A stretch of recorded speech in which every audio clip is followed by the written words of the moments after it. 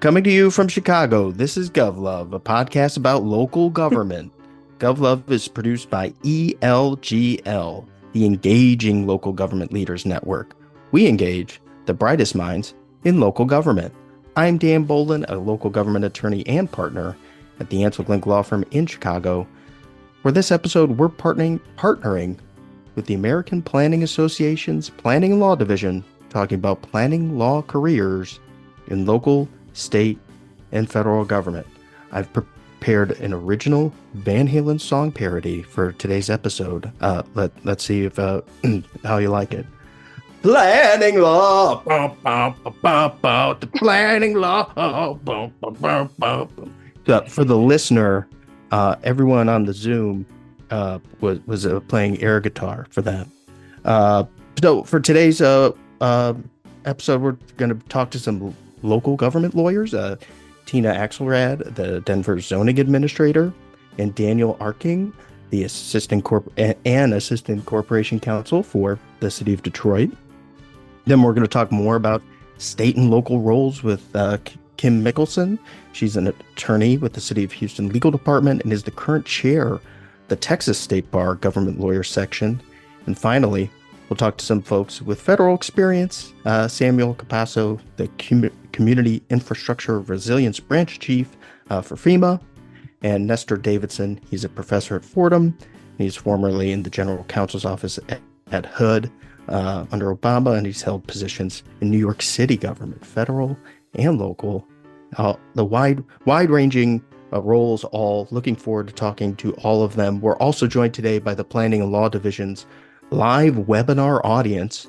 Please share your questions with us in the chat. We'll do our best to address some of them before we wrap up. But first, we are going to welcome Tina and Daniel to GovLove with our lightning round, where we ask quick questions to get to know our guests. Tina and Daniel, welcome to GovLove. Thank you. Thanks so much. Thank you for joining us. We do have multiple Dans on the panel. That's a good sign in my view. And a Tina too. Both of you, your lightning round question is: would you please tell us about your career path, starting with the day you were born? Tina, let's start with you. Okay, quick. Came out of the womb knowing I wanted to be a city planner and lawyer, right? Lightning struck. I knew. No. It took me a long time, including a lot of years spent figuring out what I wanted to do after I graduated college, besides sit on my parents' patio and get a tan, which only lasted for a few months before my father had the end of that one. Fell into it by accident. Hated the job I had after college and had been engaged in kind of environmental activism, student groups in college.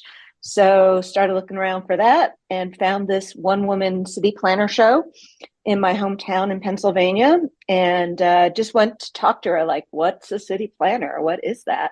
I'd never heard of it before. 4 years of college, didn't know.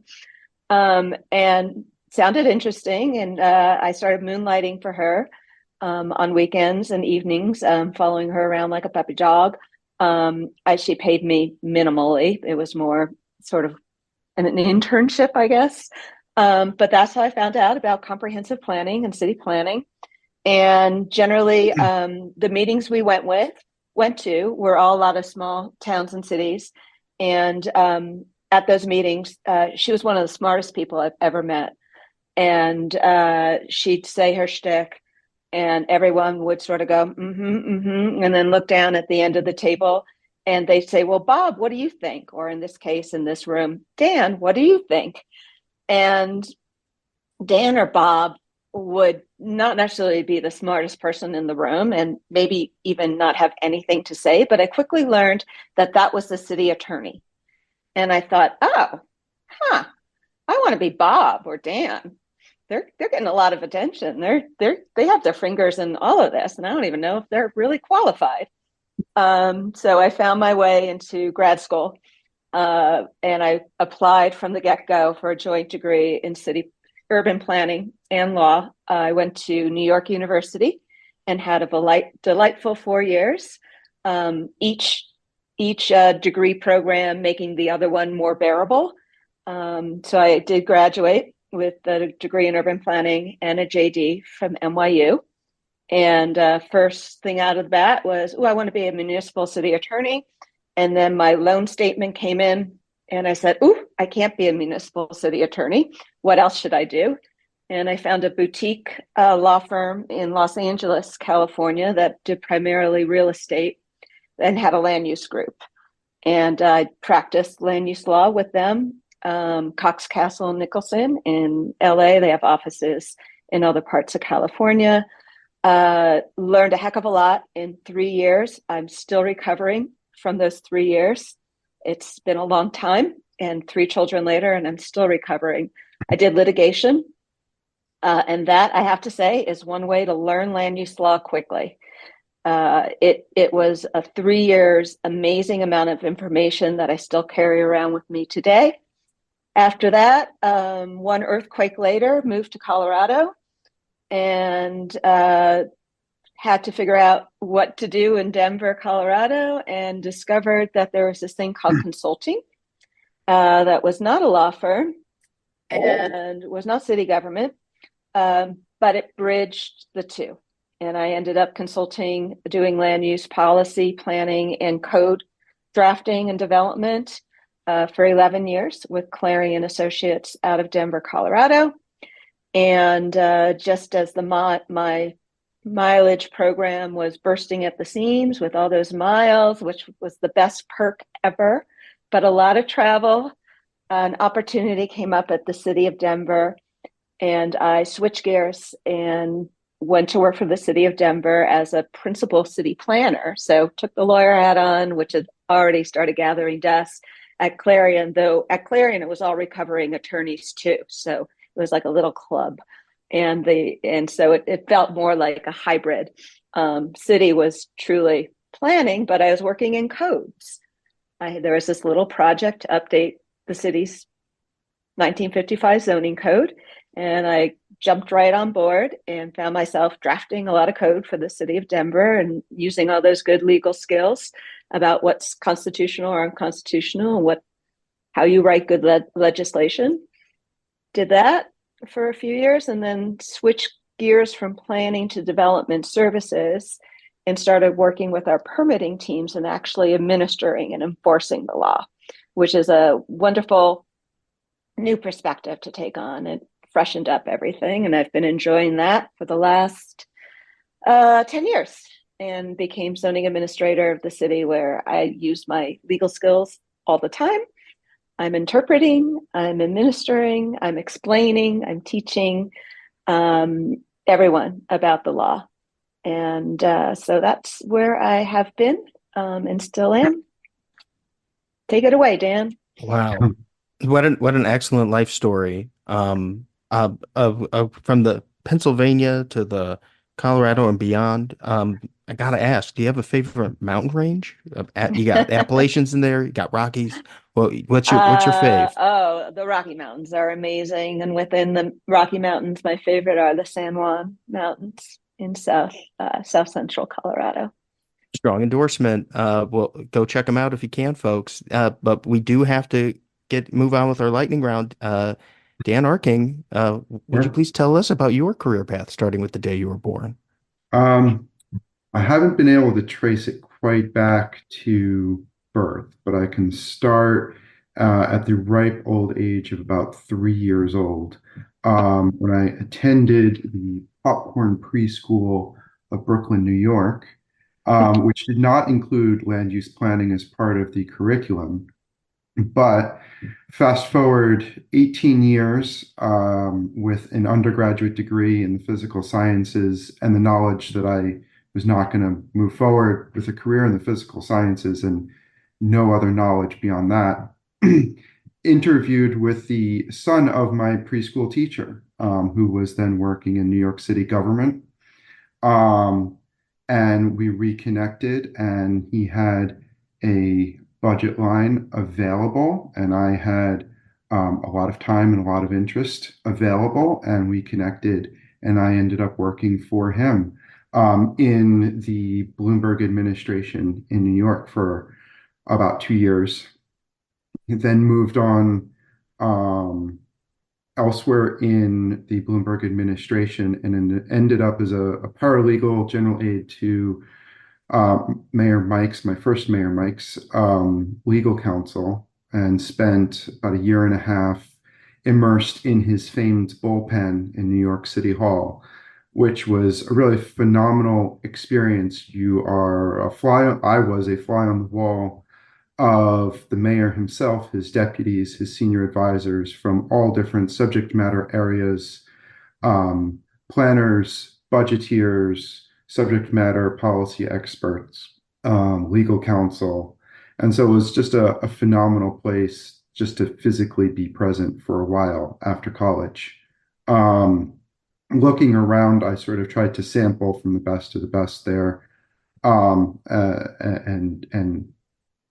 by osmosis learn, from what I could glean what I could for future career paths. It seemed like of all the roles in the mayor's bullpen, the lawyers were up to the best trouble, and making the biggest messes in the best sense of the term. So followed my then boss's career path and went to law school. Fast forward through law school and a couple of years at a fantastic big law firm in DC, Holland and Knight, which I really, really enjoyed working in their regulatory public policy practice across healthcare, environmental, land use, municipal, you name it. Reconnected with a former colleague from the bullpen, from the mayor's office in New York, who then had moved on to the city of Detroit. And he helped me connect with a role there in the city of Detroit law department. So I followed that former colleague to my second mayor, Mike Duggan, in Detroit. I've been there since 2015, and I guess we'll get into it on further questions, but have sort of just expanded into a pretty intentionally generalist scope in municipal law over the 8+ years that I've been there in the city law department. That's excellent. I guess two follow-up questions. One, what was the best trouble that the lawyers were getting into that you were a part of? And number two, moving on to Detroit, I need a Coney Island hot dog endorsement. So if you could provide both, please. Well, I mean, there's only one hot dog. Nathan's is the only option in Coney Island. Ooh. But I am actually, I have to say, for the New Yorkers in the panel and in the audience, I'm a pizza guy more than hot dogs. Allegiance to DeFara's in Brooklyn or Spumoni Gardens for a Sicilian slice. So shout out to both of those. I think, the lawyers that I were working with, again, in the mayor's office had to be by necessity jacks of all trades. And so it was the ability to relate across subject matter, to pick up new issues on the fly, and really just be problem solvers in the most holistic sense, to try and bring the appropriate subject matter experts together with the appropriate government officials, private stakeholders, etc. It was as close to, I would almost say, engineering, or crafting that I could, that I've seen. And so that sort of providing that connective tissue between all the other excellent minds buzzing around the mayor's office was really interesting. Again, I've sort of styled myself as trying to be a generalist on purpose. I like to say that being a generalist is its own specialization. And this really let me scratch that itch. And I have done everything I can to remain a generalist within the scope of land use and municipal law ever since. Yeah, problem solving. my favorite part of one of my favorite parts of the career too. So Yeah. refreshing to hear that. That's a perfect score for our lightning round. Thank you both. That does mean that we could talk more about your roles today. Um, Tina, to the extent that there is one, what's a typical day look like for you? It's a mix of contributing my experience and my perspective in a whole variety of different settings, which could range from meeting with staff who are working on amendments to the zoning code, working with staff on policy changes and what they might look like in terms of implementation through zoning. It tends to have something to do with zoning. That's why I'm the zoning administrator, but I do get engaged in strategic thinking as well for the whole department as a director of the department. And I get engaged in with other agencies in their work.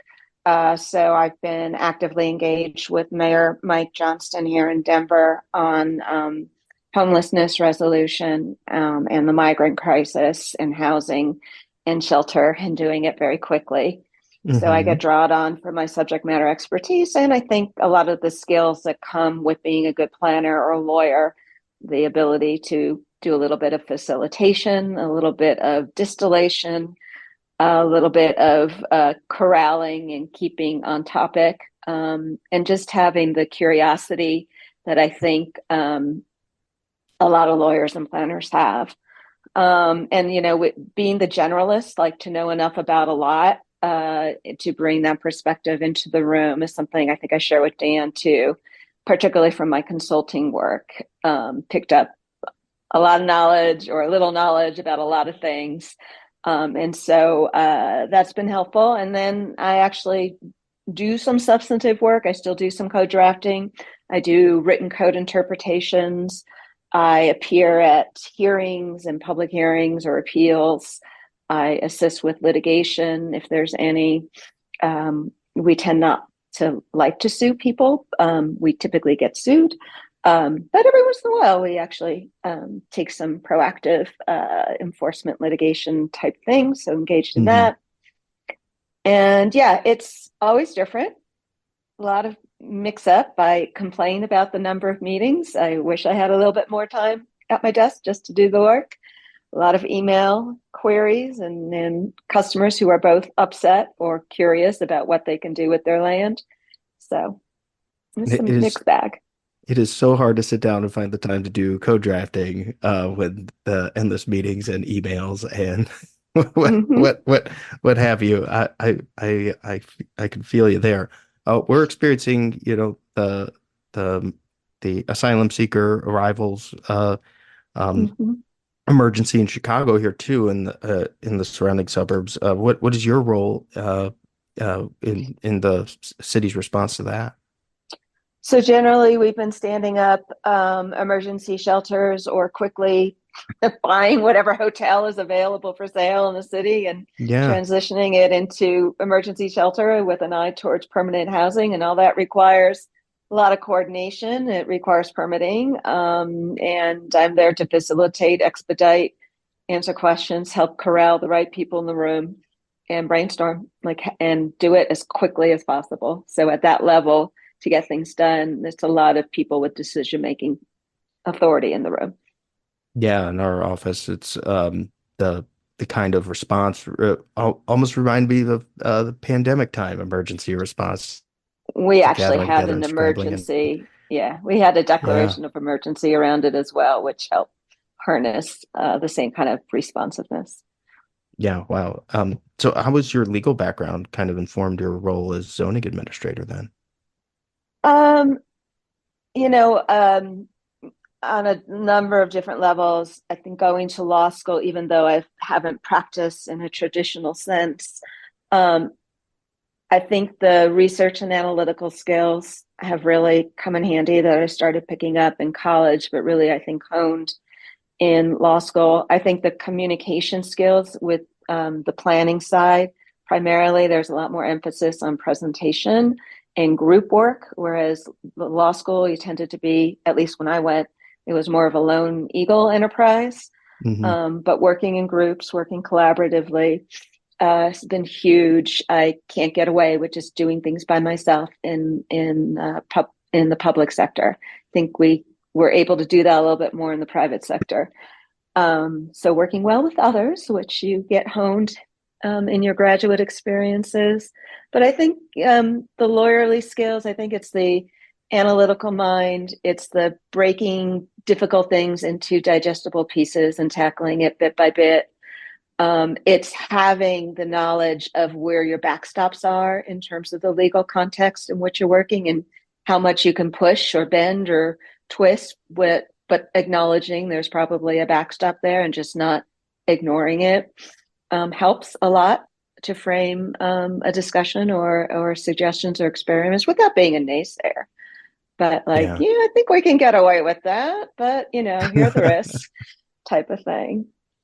Yeah, I often tell clients what's legal and what's a good idea are two different things, and Yeah. knowing what's legally required and like what the choices are within the realm of legal possibility. That's part of the job and interesting part of the job, I think.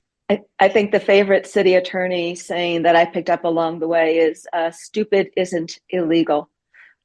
Ah, that's a shirt. I think that's a shirt or a hat for sure. Dan, I haven't forgot. Not this. This is a tough segue. This is not personal. I'm not saying that like stupid isn't illegal means it's time to talk to Dan. But I would Dan, follow up and just say that even if stupid is illegal, stupid trumps. So, Don't do that. We can tell our dear clients within the city government a pathway, but sometimes you can only lead a horse so close to water, and can give them the best advice possible and hope they do the best they can with it. So. Yeah, 100%. Well, take us down that road a little bit. What's your day-to-day job like? Yeah, so again, as sort of a self-styled generalist, in the city law department, I think this is typical for a lot of municipal government setups. The law department serves the entire municipal government. Our clients are the elected officials, the mayor, the city council and its committees, but also the departments and their directors, independent boards, commissions, agencies, etc. So we are sort of inward facing within the city government as a municipal corporation. But the law department serves pretty much every constituency within that structure. And I've taken as much advantage of that as I can and serve a wide range of different departments, and have, through providing counsel to that set of clients, gotten immersed in planning issues and planning matters from a law and policy perspective, sort of again through that osmosis of learning from my clients as they hopefully learn from me. Functionally, a typical day might involve some ordinance drafting, usually it's those ordinances are zoning, but not always. Could be building code, health code, who knows. I am in my group within the law department does a lot of transactional work. So contracts, leases, the city is the recipient of a variety of grants, from federal grants to private philanthropy, etc. So reviewing grant agreements, etc. Sort of enabling our clients who can find this money or set up these contractual relationships to make sure that everything is in order. I am not a litigator. I knew that I would not be litigating as a career path somewhere in the course of my civil procedure class. Definitely before I had to take the final, I knew I was not taking that pathway. But I see my role and my group's role as basically everything pre-litigation. Before it gets to the point that a complaint is filed, it is transactional, it is regulatory, it is just general advice and counsel. Provide being that GC, that general counsel to a board or commission on compliance with FOIA, compliance with our State Open Meetings Act, Yeah. you know, proper documentation for approval or rejection of permit applications. Um, so a lot of my work might be the typical, memorandum to client. It might be an ordinance or other written work product, or sometimes it's just, getting on the phone late at night after a commission meeting to review with staff, next steps after a public hearing. Yeah. So it can run the gamut. Yeah, so in my practice anyway, we represent a lot of smaller units of government, and it seems to me that the biggest cities have like in-house law departments, and Yeah. even them refer out to stuff out to outside firms from time to time. But at a firm like ours, we have like the corporate lawyers, the people that like are in boardrooms, and the litigators that go to courtrooms, and we've not that I don't go to court from time to time, but um, what is that? Uh, can you describe some of the different departments uh, in the your corporation counsel's office and the kinds of different roles that folks might have? Yeah. So again, we have a number of divisions that span the gamut, any type of legal service that the city government might need. With litigation, which is mostly civil defense when the city is sued. We have, I call it affirmative litigation, basically the city filing suit against, could be blight remediation or other code violations. I have a large unit for the Freedom of Information Act requests and responses. There's a large group for our municipal division, which mostly caters or addresses the needs of our city council, prepares legal opinions on the request of our clients. And then there's the transactional group, which I am in, which again handles the span of the city's contracting, grant making, grant up, receiving, leases, real estate, the whole nine yards. We sort of view that transactional moniker very broadly, and also real estate. Real estate law could basically be any type of law that touches, hovers above, or burrows into the dirt, or swims through the water. And so you can sort of see just how broad that scope of work can be. Yeah, Detroit's surrounded by those Great Lakes. So Yeah. do you have to swim in the lakes as part of your duties? Other duties as assigned? I have not. I have been kayaking on the river a couple of times, which is great fun. But no, there's no swim test for municipal governmental work, for better or worse. I don't know. No, but your story just reinforces that idea I hear often. They are municipal corporations, and they have all the needs that private corporations do. They need to do their day-to-day business, and they need to be defended when they get sued. And um, it is my goal to on the corporate side to avoid the lawsuits, but I'm glad that the litigators are there to help us when needed. But thrilling stories. I think it's time to bring in some more folks from our all-star panel. It's time to welcome Kim Mickelson to the chat. You remember she works for the City of Houston Legal Department, and she's the current chair of the Texas State Bar Government Lawyers Section. Kim, welcome to the chat. Well, thank you. Thank you, Dan. What an interesting discussion so far. Yeah, and look forward to seeing hearing your contributions. Let's start with your lightning round question. Could you please tell us about your career path, starting with the day you were born? Oh, the day I was born. Well, I moved a lot. I was an Army brat, and so moved around with mom and dad a lot, and my sister. Um, really growing up primarily in the Washington, D.C. area and overseas in Italy and Germany. And then it's time to come back and go to college. I graduated from high school in Germany, and time to come back and go to college. And I don't want to come back and go to college. So I did a year there. And of course, if you get to grow up around that kind of an environment, you're in a really urban environment with lots of oriented development as we know it now, though you certainly don't call it that when you're there. You're riding your bicycle everywhere. You're getting on a train and going different places. It's a totally, totally different experience. And especially then my parents said, well, okay, now you had your fun for your first year, go back to Texas. And so I ended up at the University of Texas at Austin, where I absolutely needed a car. This was completely foreign to me.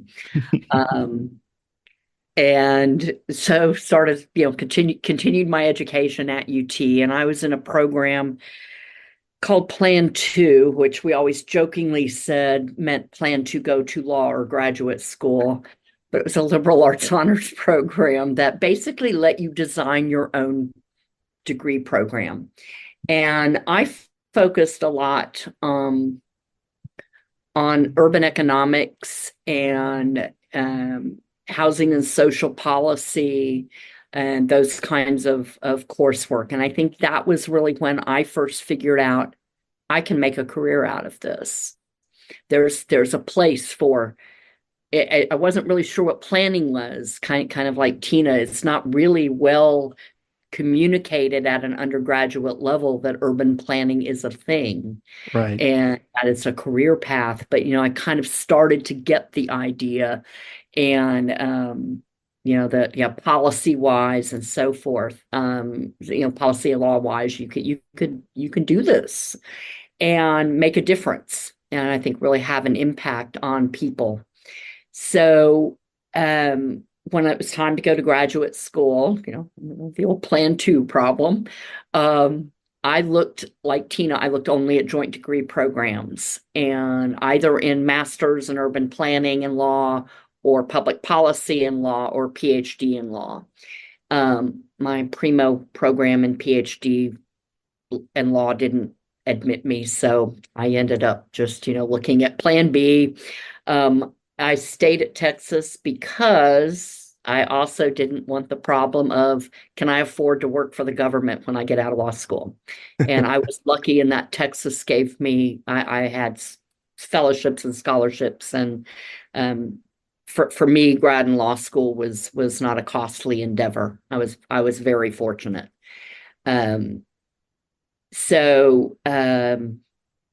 Fast forward a little bit, I started doing some government kind of planning work, actually, when I got out after graduating. My husband and I went back to Germany, actually, and I worked for Department of the Army in Army Community Services, so kind of social service delivery, and actually in transportation planning a little bit. It was kind of funny how that circle came about. Moved back to the States eventually again, and got a job at the city of El Paso to do community development and eventually planning work. While there, my master's degree is in public policy. It's not in planning. Beyond my public policy types of courses, I'm not a designer. That's not my mean. But I come at this from a policy angle. So it was while I was in El Paso, The planning staff was very generous with their time and knowledge and taught me the nuts and bolts of what they do as urban planners. And that's really how I burrowed into the weeds. And I've been very active throughout my career. I left El Paso and moved back to Texas, as we call it. If you know El Paso, it's way, way out. It's more like part of New Mexico. And so I moved back to Texas and went into private practice with a firm representing governmental entities, and continued to specialize in primarily land use and zoning and planning work. Took my AICP certification exam while I was here in Houston practicing, and kind of figuring that gave that way planners knew I knew what they were talking about, and have been very active in APA since then. Worked in private practice, even with a stint in Chicago for a while. First with a land planning firm, which I discovered or thought wasn't as much fun as I expected, and went back to being more of a lawyer. The benefit of private practice work, I will say, is that smaller municipal clients tend to rely on you for policy issues as well. You're not just a lawyer. They're not just asking you the legal question. And I think that's really, again, to my heart, more fun than sometimes than just practicing law. The con of it is nighttime meetings and so forth. Yeah. In 2017, the position here at the City of Houston as the senior land use attorney or planning department attorney opened up, and it was like it was made for me. Who wouldn't want to be the land use attorney for the fourth largest city in the country? So I've been here since, actually, I started in the middle of Hurricane Harvey. I got to rewrite the floodplain regulations. Oh, wow. That was the first thing that I took on. And, we've developed other land use regulations to help with walkability, help with infill development within the city. I work with impact fees, the permitting side of the Public Works Department, 8 boards and commissions that deal with all of these elements, and so the exposure is pretty broad. To Dan's point, the good part about being a generalist really does help, because in my private practice life, I was often the city attorney and these smaller cities, and it does give you that broader exposure to municipal law. So I came into this job understanding more than just planning law, which I think has been really helpful. The open meetings, the public records, the how does permitting interact with the planning function, and how to look at the zoning ordinance. We do have zoning here in Houston. I will add that, but we can come back to that point. Coming back to the idea of how does everything interact between those departments, and so that broader experience and generalist background really does help. Wow, that's exciting. So plan 2, plan B, the plans are working out for you. Right. I understand that you recently got a grade that you're very proud of. It was an F. Can you tell us more about that? I'm sorry, say that again. I understand you recently got a grade and it was an F, and that you're very proud of, and wanted to congratulate you. Thank you. It's not often you get congratulated for getting an F. As I mentioned, I took my AICP, American Institute of Certified Planners exam. I took it in 2020, I think. And this just a week or so ago, I was notified by APA that I have been selected as a fellow of AICP. So that is my new F. And yes, I'm honored and very proud of this F. So And let's give him credit for the joke too, because that's on her LinkedIn that I it just is literally repeated verbatim. She's actually pretty funny as well. Um, so where does your role fit within the different practice areas covered by the legal department? You talked about like, the generalist thing and the connecting across, the organization at large, which it probably contrasts from your role at smaller municipalities to this big one. Yeah, it is really interesting. So the thing that I'm glad to be out of is some of the things as far as civil rights claims and employment claims. I don't ever want to fire a police chief again. Been Hmm. there, done that. Not fun. Really just prefer the box. I think that when you get into a big city like Houston and with a big department, we have roughly 100 lawyers.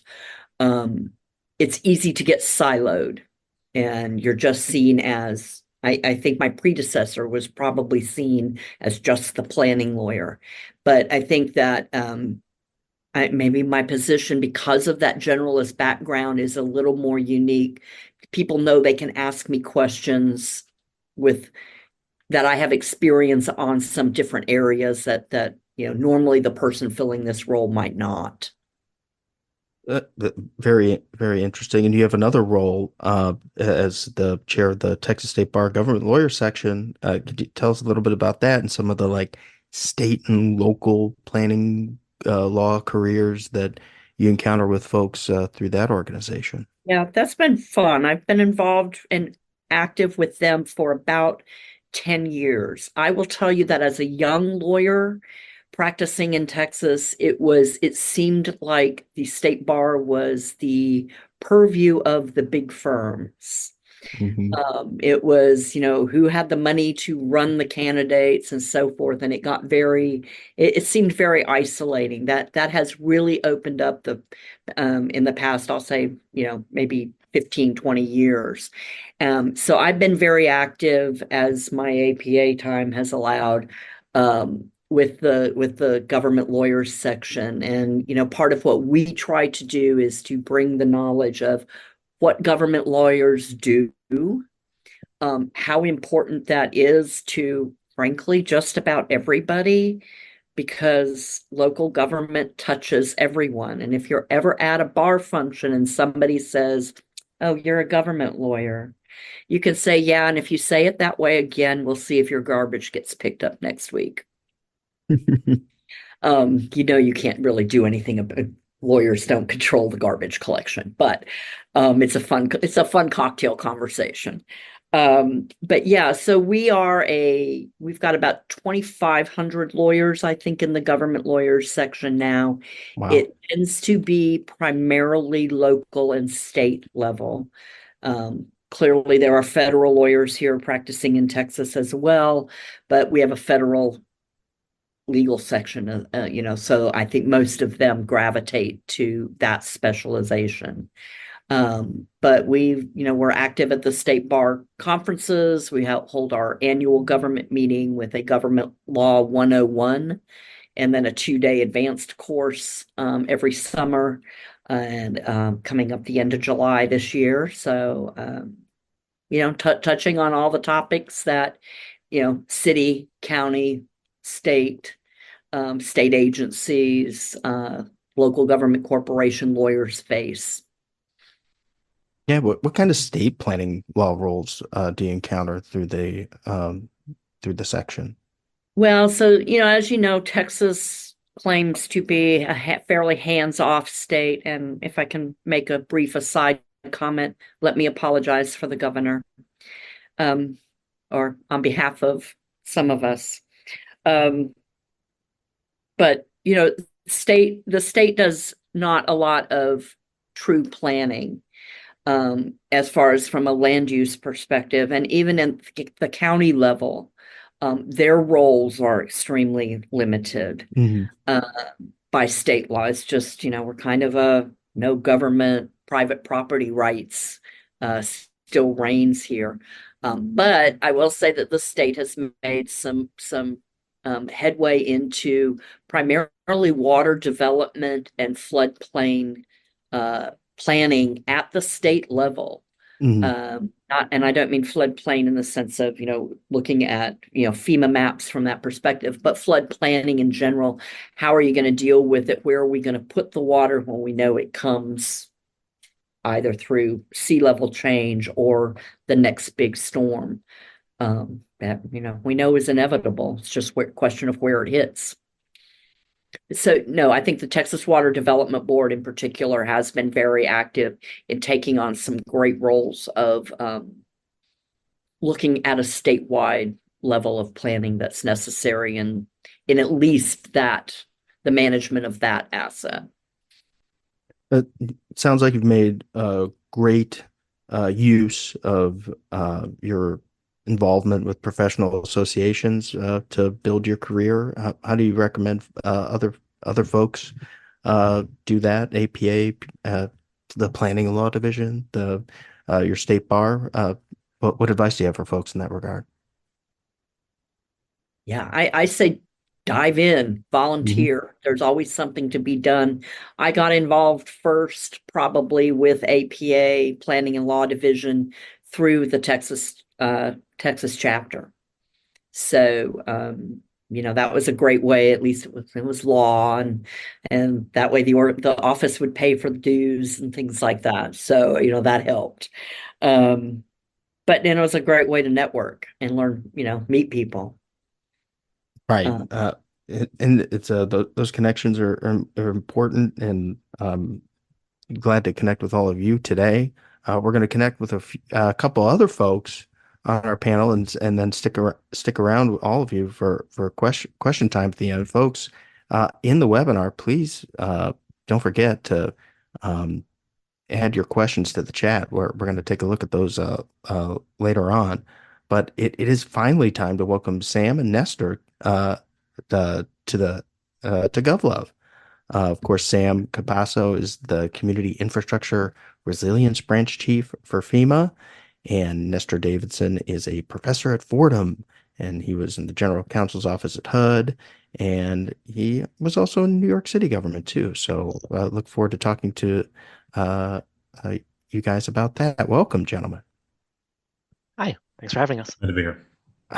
It's lightning round time, guys. You had to have known it was coming. Sam, why don't you tell us about your career path, starting with the day you were born? Sure. I was born in with a desire to be a paleontologist. I wanted to do anything that I had to do with dinosaurs. That was like my number one thing for much of my childhood. And then I realized that really being a paleontologist just means you're kind of brushing off dirt and looking at things very closely and hoping and imagining that one day you might be able to think about a dinosaur. So not as quite as exciting as actually like spending time with dinosaurs. So changed direction a little bit, became more interested in the environment. And with that change in interest, I started with pursuing an environmental career at college. I studied philosophy and economics with a minor in environmental studies, kind of forged my own path at my college. And then when I was graduating college, I was talking with my advisor at the time, Murray Borrello, and he said he really can kind of have three different ways to go. We can go into corporate sustainability, you could become an environmental engineer, or you could go to law school. And I was like, well, I can kick the can a little bit longer and go to law school. So at law school, I went to Pace Law School, now Elizabeth Haupt School of Law, and they have a top environmental law program. And I'm very glad I did. I was able to study a lot of different things. I thought at first I'm going to fight climate change and go do all the big international things. Then I happened to be in law school when the Copenhagen Accords were happening. President Obama had recently been elected. I thought this is the moment for us to actually do something. And then it was kind of a big fizzle. So with that big fizzle, I decided it's time for me to think about what can I really meaningfully and impactfully do in my life. And that happened to be at the same time when I was taking my land use course with John Nolan. And that set me on the path of going, you know what, local governments are really a place where you can see the real work of fighting climate change and adapting to climate change to ensure a more sustainable future. All the mechanisms are there, and when it comes down to it, everything boils down to how people interact with the land. So that really got me excited and interested in the whole career path. I got out of, I did my LLM at Pace also, as well as my JD, and was the Land Use Law Center's fellow that year. And I wanted to do community wind type agreements and projects like that.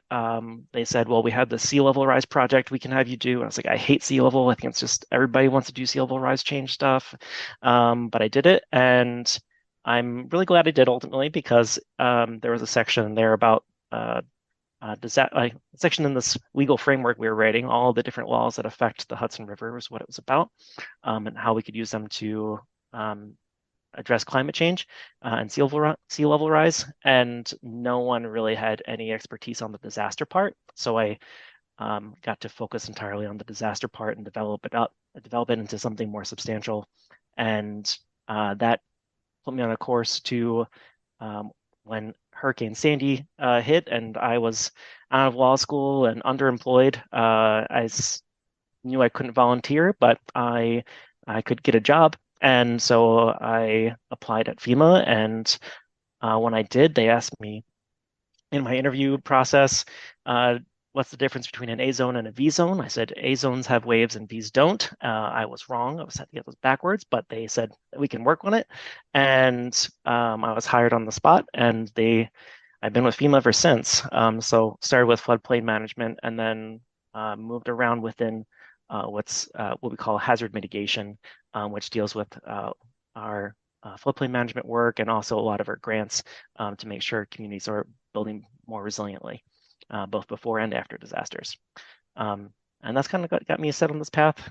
Started Hurricane Sandy. I moved to Region 2 as the building science lead, and then became moved to headquarters, led the PDM, the pre-disaster mitigation program, and FMA, flood mitigation assistance programs, and then became branch chief of the community infrastructure resilience branch to focus on building back better after disasters through our public assistance programs. He does work for the federal government, folks. You can hear the acronyms. I heard they were in there. I'm just thought it was very delightful that everybody wants to do sea level change work. I don't know if that's like that. It's just too cool, too popular. I know. Why? But I felt like a hipster. Yeah. But look at you now. That's so exciting. But Nestor, how about you? Tell us about your career path, starting with the day you were born. Great. And Dan, thanks for having me. I have to say I feel like I'm a longtime listener, first time caller. I read Municipal Minute all the time. So great to actually connect. So my kind of early childhood connection to planning, I suppose, is that I was that kid on the playground who always found something to build a house or a building or a little mini city out of. And I've always been fascinated by land use and particularly housing and the built environment. I got involved in politics when I was young and ended up going to Washington in 1992 at the beginning of the Clinton administration, and did a variety of things in the early 90s in the administration.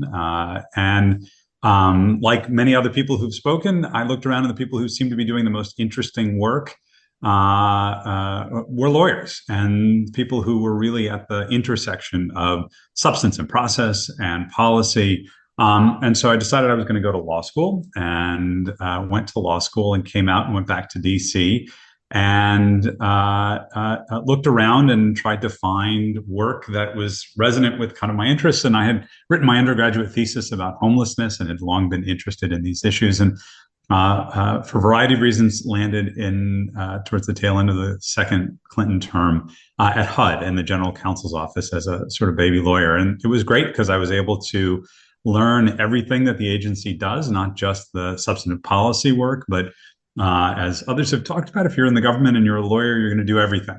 So I got involved in labor and employment issues and transparency issues. Open records kinds of questions, in addition to FHA insurance and community development block grants and public housing and all of the work of the agency. I was a political appointee, so when the Clinton administration ended in 2000, I went into private practice and I worked at a firm in DC, Latham and Watkins. And at the time, Latham actually had both a kind of land use and commercial real estate practice, but also had managed, as it had grown as a firm, to preserve an affordable housing practice. So I did a lot of low-income housing tax credit transactions. I was a deal lawyer, which I really loved, and advised clients on entitlements and on the finance side and all of the really interesting regulatory work that goes particularly along with affordable housing development. After a number of years of that, I decided I was tired of having clients, and so became a law professor and ran off to Boulder, Colorado, and joined the University of Colorado, where I taught land use and affordable housing and first-year property, and got used to cold calling people, but I promise I won't do that on this webinar. And loved the experience. I went back to HUD, had the opportunity to go back to HUD, took some time off, a couple of years off from teaching at the beginning of the Obama administration. A friend of mine who had been a deputy assistant secretary at HUD when I was there as a junior lawyer came back as secretary. Dan, he had been in the Bloomberg administration, Sean Donovan at HPD, and became secretary at HUD. And I came in as the deputy general counsel, the number 2 lawyer in the agency, and got to do a lot of the same things I had been doing before, but at a higher level. And what I loved about doing that kind of work and working with both the political operation at the federal level, but really also mostly worked with career attorneys, was we were problem solvers. And it was really exciting to be able to bring lawyering skills to some of the most intractable, difficult, fast-moving problems, and really to engage the creativity of a remarkable group of attorneys at HUD. And this was right after the housing crisis, or really at the height of the housing crisis. I was there 2009, 2010. Wow. So the kinds of challenges we were facing were novel, were interesting, and we had, I think, a great impact. I then came back to teaching, moved to New York, where I teach now at Fordham Law School. Most of my teaching now is somewhat related to planning and land use, although I focus much more broadly on the intersection between law and cities. I founded and run something called the Urban Law Center here at Fordham, and we look at a variety of questions. And Dan, as you mentioned, I'm also now, I can't seem to keep out of government. The mayor appointed me to be the chair of something called the Rent Guidelines Board here in New York City. So I now, although don't do that in the legal capacity, bring some of these skills to helping the city think about its rent stabilization program. So that's my story. It's an excellent story. What's one of your favorite war stories from the housing crisis and the work you were doing through that? Yeah. So I would say one of my favorite war stories from a lawyer's perspective is that when Congress passed the sort of big, what then seemed like a big stimulus bill, it sort of was dwarfed by what happened after COVID. But at the time, it seemed like a lot of money. I think it was $700 or $800 billion. And because they wanted to get shovels in the ground, as it were, as quickly as possible, because it was both a response to a set of specific problems, particularly in housing, but also in infrastructure. And it was also, as so many of these programs are, meant to move the economy forward at a time when things had really come to a standstill. It gave agencies like HUD, because we had lots of programs where we could just take a lot of money and put them into use in infrastructure, in community development, in housing. So HUD was one of the agencies that really got a tremendous amount of these resources. And the statute was written, I think, in about 45 minutes. And it had a line that I think someone must have written on the back of the envelope that essentially said that the agency was authorized to waive, with some narrow exceptions, basically any law or regulation applying. And so suddenly we had policymakers who were handed this vast amount of potential authority. And we had to figure out, okay, well, what does that actually mean? And there were lots of things like environmental review and civil rights that we were never going to waive, obviously, but it was an interesting moment to say, okay, we have to get this funding out to solve problems today, and look to the lawyers to say, well, what does this actually let us do? And the answer was, well, let's see. And we were pretty, cautious in what we actually did with it, but it actually allowed the agency to be incredibly creative, and lawyers could stand back and say, okay, this is actually something Congress wants you to do. Let's open up the creativity. And so it was lawyers and policymakers and program people working really closely together to use this extraordinary authority to kind of move quickly in a way that sometimes can be really challenging with legacy programs. Yeah, the themes, hearing them again today, the problem solving, the making a difference, that you might not experience, not to denigrate any of my friends representing private corporations, but when you're working with the government and municipal corporations, you get to enjoy that part of the experience too. Sam, what are some of the more exciting projects you've worked on in your planning law career? Yeah. I think one of the more exciting things I've gotten to work on is implementation of our sea level rise policies in FEMA. So we have a couple of little tweaks in our programs that allow us to consider climate change and sea level rise as part of our planning. And what I've been able to do over the years is to integrate that into more and more work. So when I was working in Hurricane Sandy, I was just a lowly project specialist, so just trying to get grants out the door.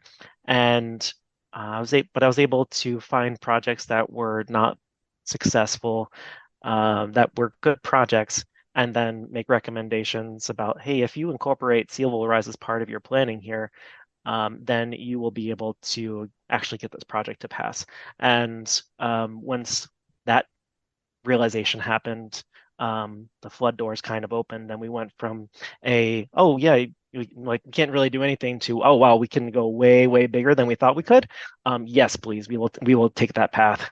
So being able to open the door and then use that success to roll it into additional successes and say, like, look, we did it in New York City, we did it in New Jersey, we can do it elsewhere. Like, we're not breaking any laws, and then cascading those examples, telling the story over and over again, to then get it integrated into the way that we do our own hazard mitigation planning, as the guidance documents associated with that, and our hazard mitigation assistance programs, so that they're more incorporated. I think that's one of my favorite things, and being able to now still be able to like go into New York City and then point to like that very first thing that I worked on and be like, that foot of wall right there, that was me.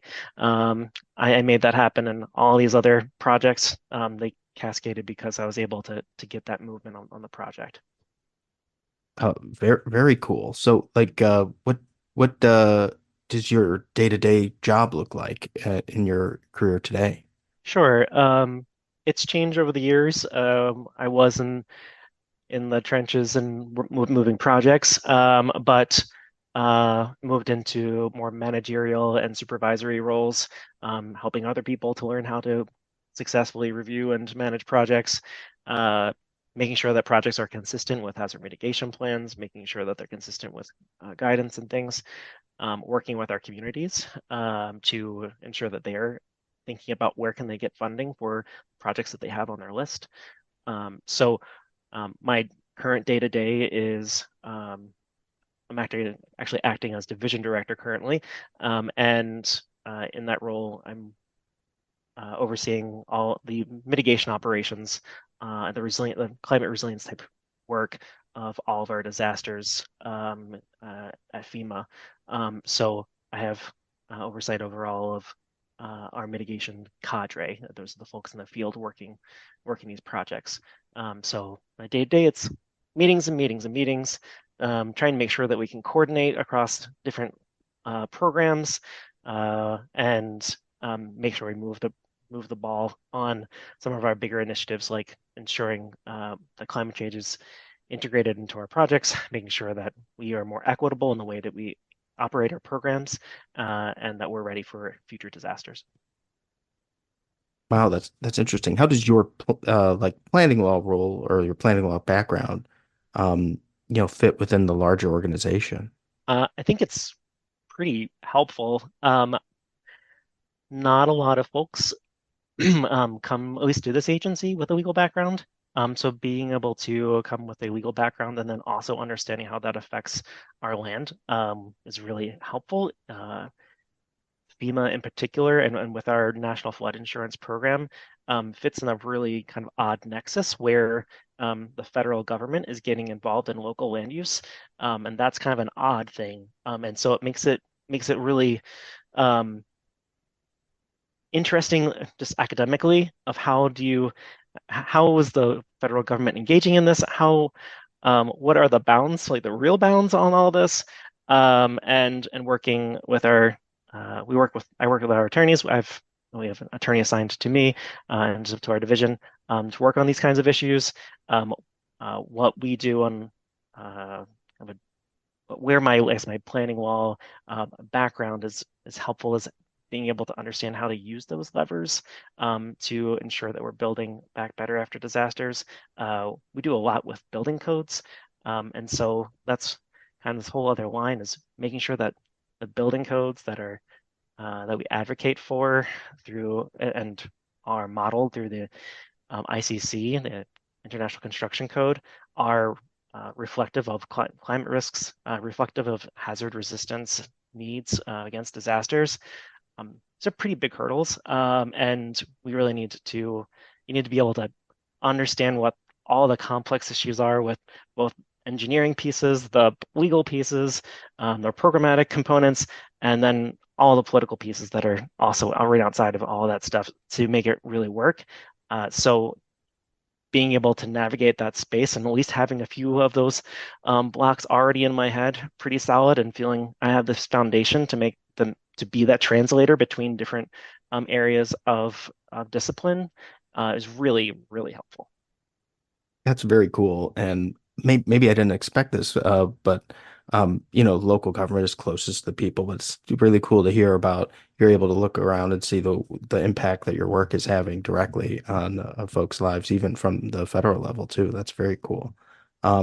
Nestor, you've worked at lots of levels. How was your federal work similar or different than some of the state and local roles you had or that we've heard about today? Yeah, I mean, I think you're right, Dan, to point out that being a government lawyer has a lot of commonalities. I do think you have to think about problem solving. You have to be aware of the impact of the work you do, and I think that's true at the local level. If you're in a village meeting at 10 o'clock on a Thursday night, or you're responding to congressional inquiries at the federal level. I also think that government lawyering, one of the great things, and this is why I always encourage my students to think about it. And we have a fellowship where we send Fordham law students into city government, and you get to have tremendous responsibility right from the beginning. And there's not a lot of time to sit around for 2 years while you're learning how to do a deposition. If you're a government lawyer, you're going to, whether it's in land use or almost anything else you do, and I think this is a feature, not a bug, you're going to be thrust right in the front and center from the beginning. And I saw that. I worked very closely with we had a legal honors program at HUD, and maybe because I was a law professor on leave, I ended up getting very involved in that program, and just seeing how we would bring in folks right out of law school, and they would be within 6 months running some part of a program, or if they were litigators, they were going to be in court right away. And I think that's true at the federal level. I think that's true at the state level. I think that's true at the local level. And then the final thing I'll say, and I've seen this throughout my career, and I think it's really important. If students have been drawn to planning, they're drawn to that nexus of law and policy.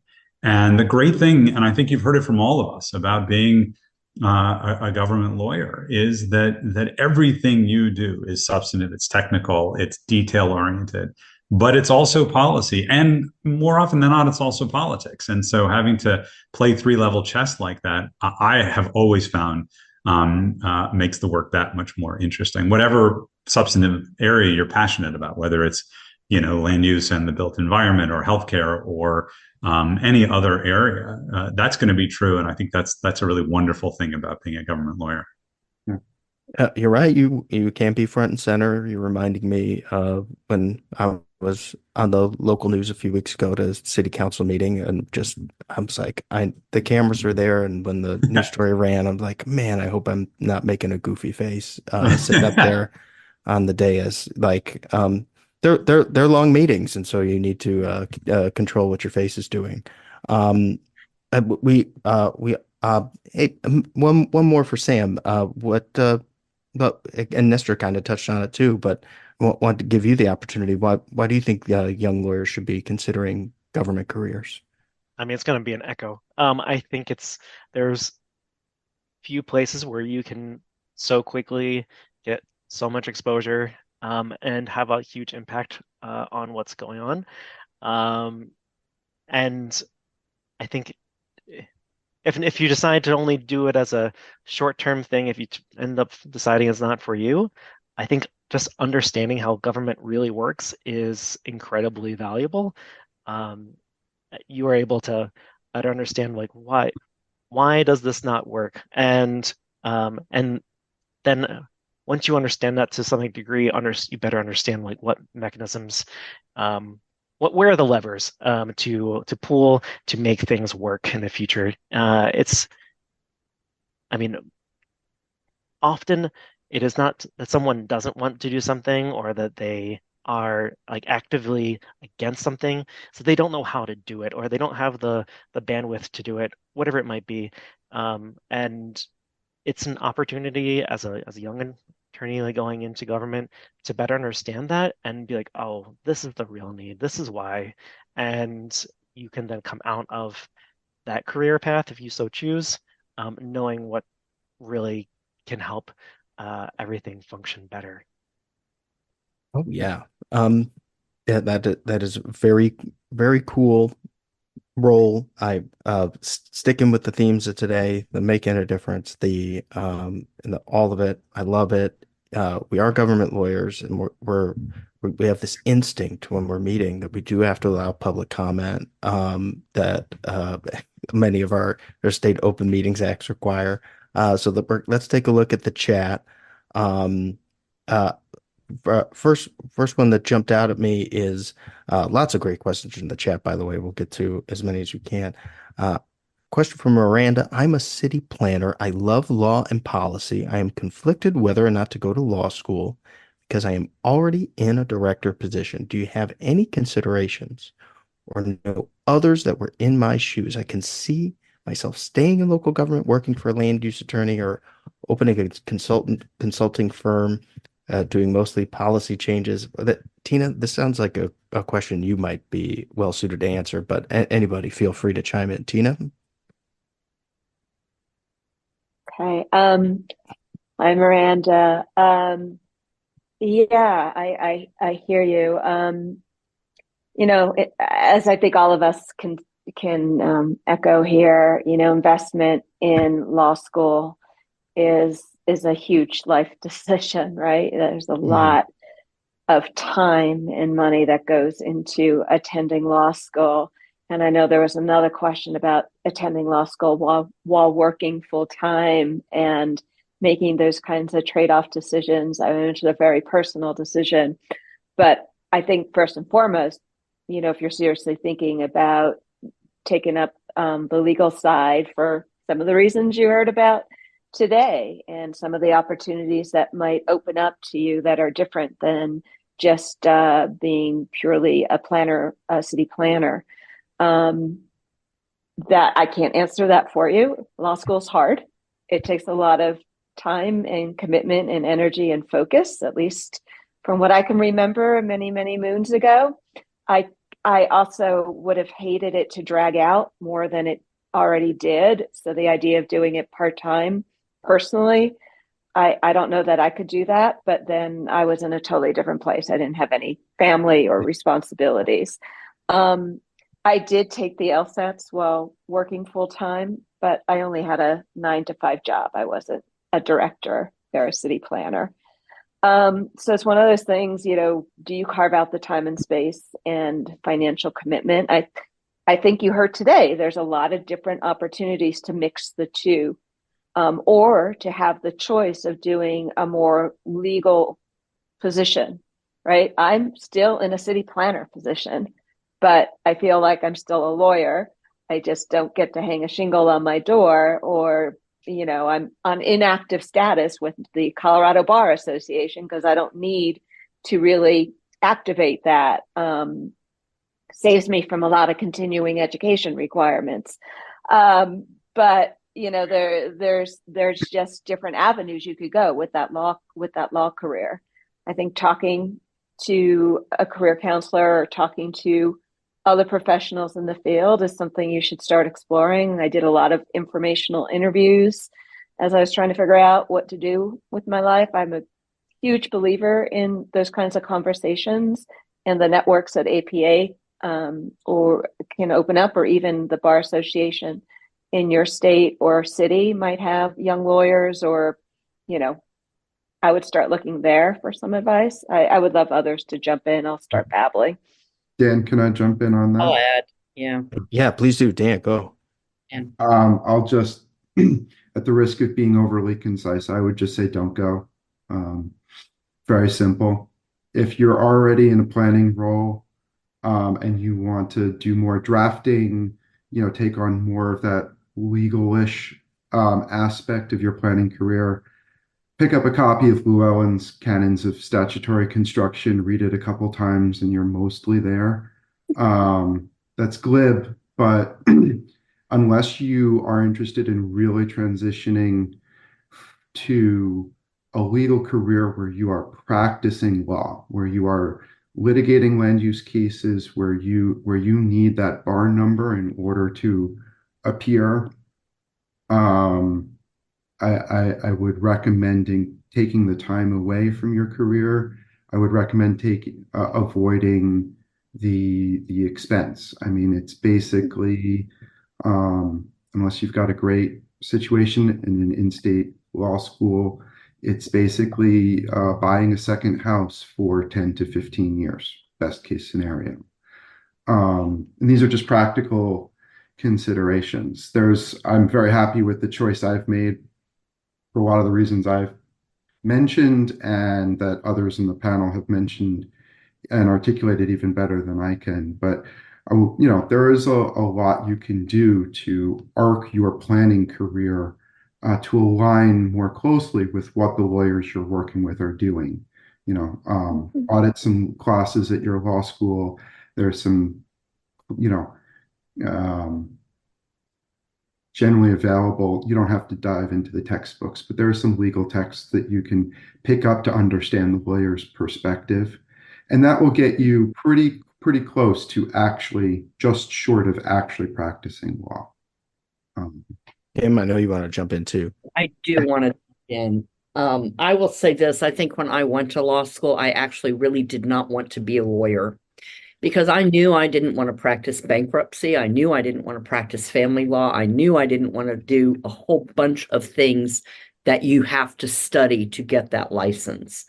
And so I think it's dependent on, lots of schools require you to take bar type classes, and can you do that?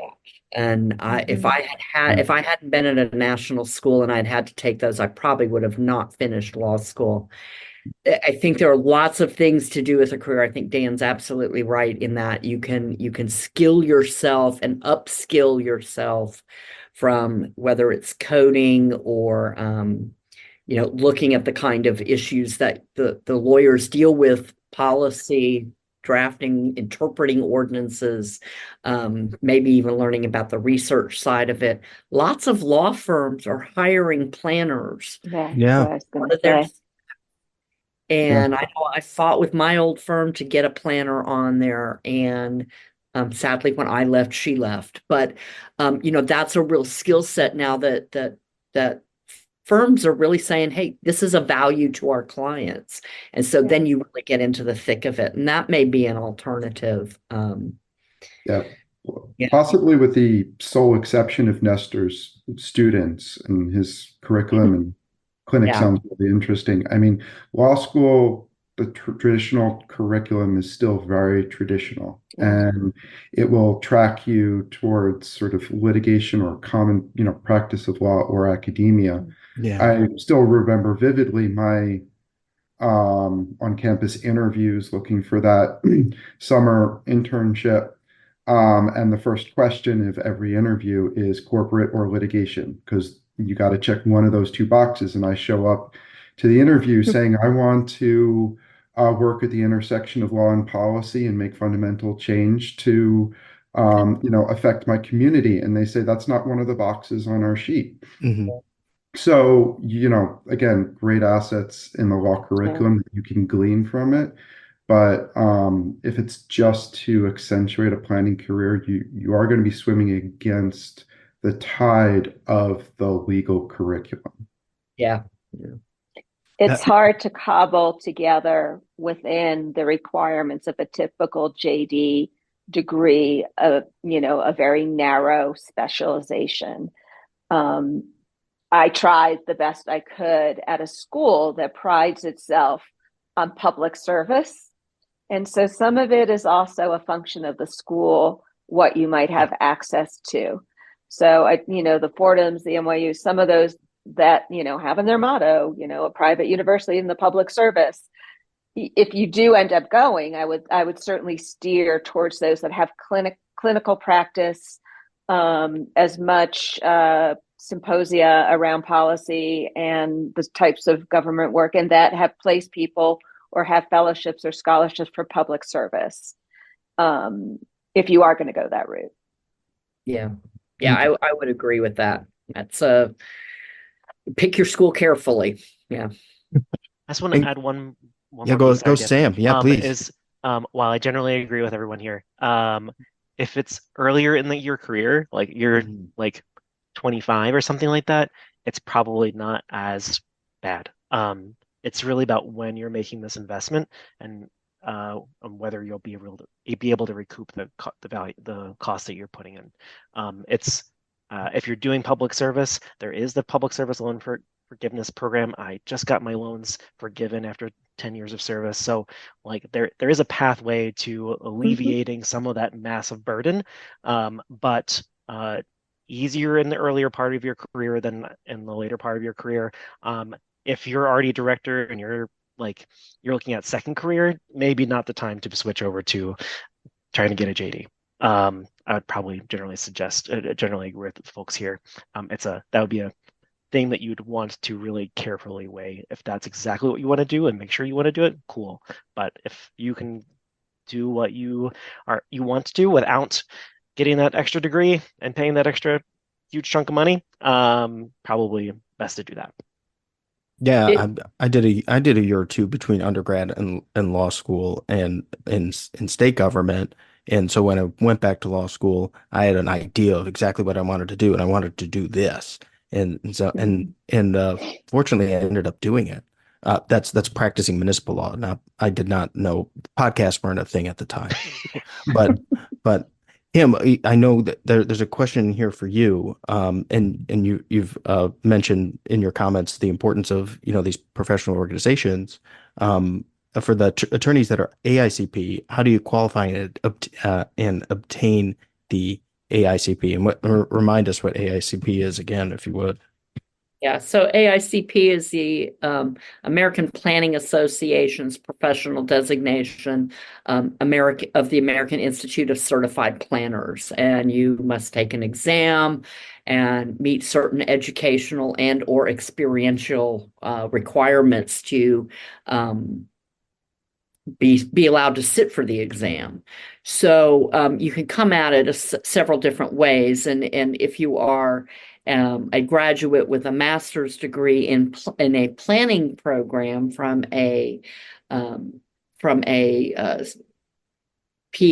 Planning Accreditation Board, accredited school, you can sit for it. And I will say this, the rules change periodically. We just instituted again changes in this last year. I just came off the term on the AICP commission. So under certain rules, you can sit for it when you first graduate with that planning degree. If you have an undergraduate degree, you need the degree plus a certain number of years. I had none of that. So I had to qualify for it purely by experience and then apply to get my experience to qualify for the required number of years back at that time. So as I mentioned, I had experience in community and transportation planning, living in Germany, and then came back to the States and, worked. I think they ended up counting part of my time as the planning lawyer at about 50%. I think that was how it calculated out. So I had to wait a while before I was eligible to sit for the exam.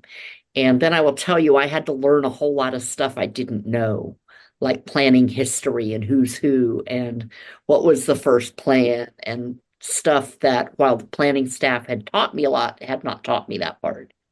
So, yeah. Good to know. That's something I've been curious about too. This has been an excellent panel, all-star panel. What fabulous careers all. I do have a final question for you all. If you could be the GovLove DJ, what song would you pick as the exit music for this episode? We'll just take one from the panel. Who's got a good idea? We'll add it in post. Or you could sing it right now. Either way. I'm not going to sing it, but do you know your enemy? Ooh. Green Day. Oh, okay. Interesting. The property rights state. It's not good for planning. Well, we'll add that in post. Thank you. That ends our episode for today. Thank you all for coming on and talking with me. You can find the APA Planning and Law Division online at planning.org. Folks in the webinar, please complete the survey. Listeners at home, please leave us a 5-star review on Apple Podcasts. Big thanks to research clerk Melissa Klein and the APA PLD team for organizing today's webinar. Of course, thank you to Dan, Sam, Nestor, Tina, and Kim. GovLove is produced by a rotating cast of ELGL volunteers. ELGL is the Engaging Local Government Leaders Network. You can reach us at elgl.org/GovLove or on LinkedIn at GovLove Podcast. Thanks for listening. This has been GovLove, a podcast about local government. Bye.